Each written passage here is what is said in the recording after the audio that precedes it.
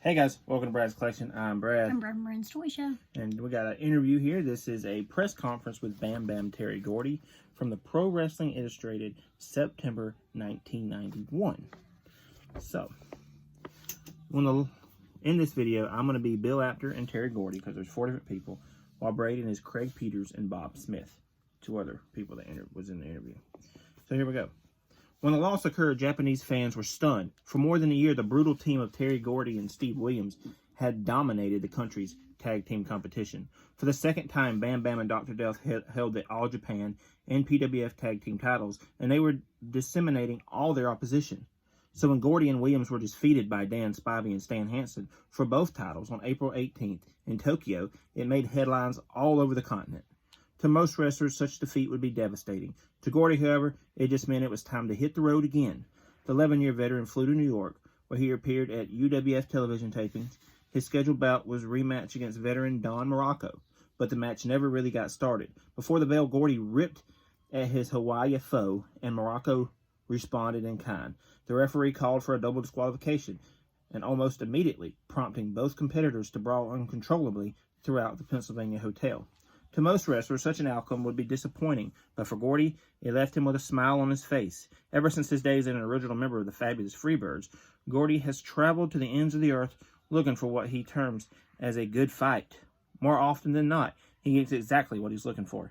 Editor-in-Chief Craig Peters, Senior Editor Bill Apter, and Associate Editor Bob Smith conducted an interview with the burly Tennessee native following his brief but wild bout with Morocco in New York. Despite the conclusive verdict in his match, Gordy seemed to be in an especially good mood until the hard questions started flying his way.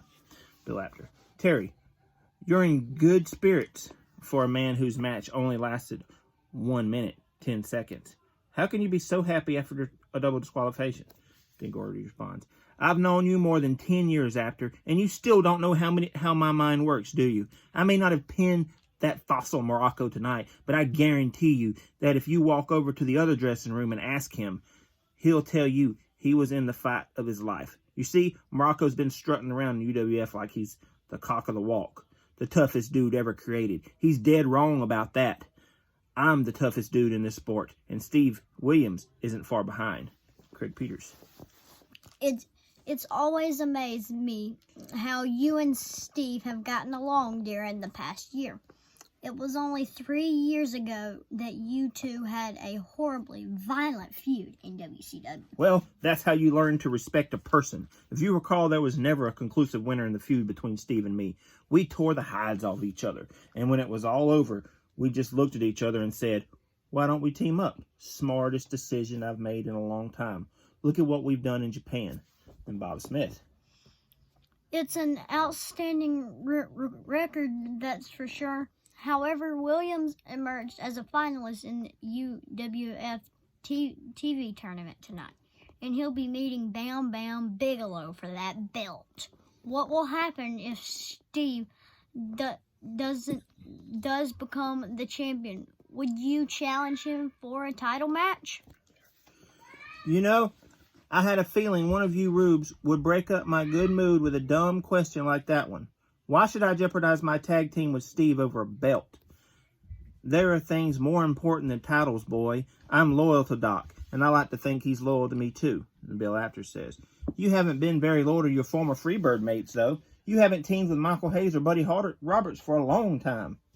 It's my business who I team up with, Apter. Circumstances just aren't right for a Freebird reunion, so why bother? Hey, I'm still pals with PS and Buddy Jack. Together, we were the greatest 6-man tag team ever. Much greater than also runs like the Von Erichs and Road Warriors and Dusty Rhodes.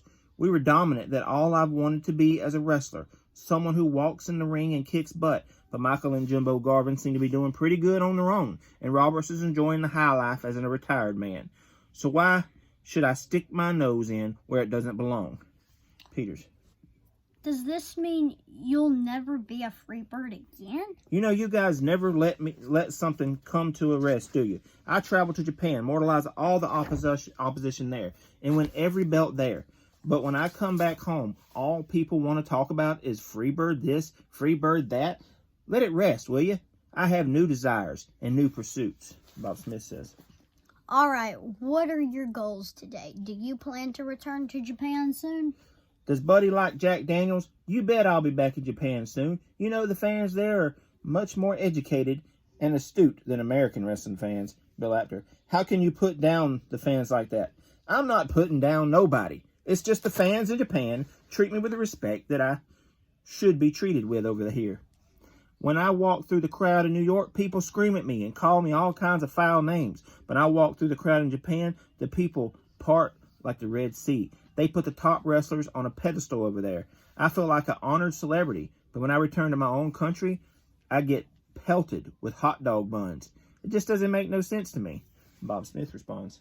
Your reaction to the fans doesn't make a lot of sense to me. After all, U.S. fans don't want to have much to do with rule breakers.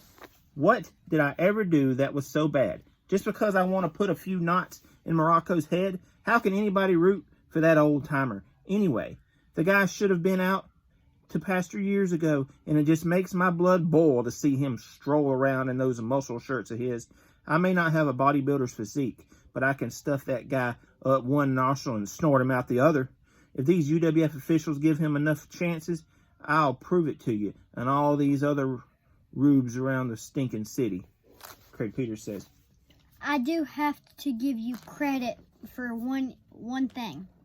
You do take on the biggest guys around here in the U.S. It's Morocco and Bam Bam Bigelow. In Japan, you'll take on Dan Spivey or Stan Hansen without blinking an eye. I have to admit that you're one of the most fearless competitors I've ever watched. I was told a long time ago that if you let fear eat at you, you're as good as finished before you ever get in the ring. Instead, I don't even think in those terms anymore. I've got more strength and stamina than just about anybody else. So why not just go out there and prove it? Give me the biggest and the baddest, and I'll chew them up and spit them out, Craig Peters says. So what about Hansen and Spivey? Are you and Steve planning on winning back your double title? Sure we are. We've been battling those guys for more than 6 months, and every time we get into a match, all hell breaks loose. They've beaten us twice now, but I really think they just caught up on off days. Bill Apter says, oh, come on. I think it proves that Spivey and Hansen are just as good as you and Williams are. You know, for someone who's been around for a long time, you sure don't know a hell of a lot. So Hansen and Spivey beat us. Big deal. If you'd seen the match, you'd know that there was so much confusion in the ring at the time of the pinfall that the little Japanese referee didn't know what the heck was going on. Our loss was a fluke, and we're going to make up for it in spades. Not only will we regain those PWF and All Japan titles, but we'll beat up those guys so bad they'll never be the same, Bob Smith says. I think you've just told us everything about yourself that the fans need to know. You really do love to beat people up, don't you? Ain't nothing else like it anywhere. You know, I've been a pro wrestler since I was in my teens. There isn't anything else I ever wanted to do. That's because in this sport, you can just bust people up and get away with it. My father once told me never to let anyone who isn't as good as you walk all over you. I've never forgotten that, and I never, ever let anyone get away with anything. And the bigger the mouth the guy has, the more I enjoy busting it open with a couple of well-placed punches. Williams feels the same way. That's why nobody messes with us. I just wish you guys were wrestlers, because I'd drag you smart Alex in the ring and show you a thing or two.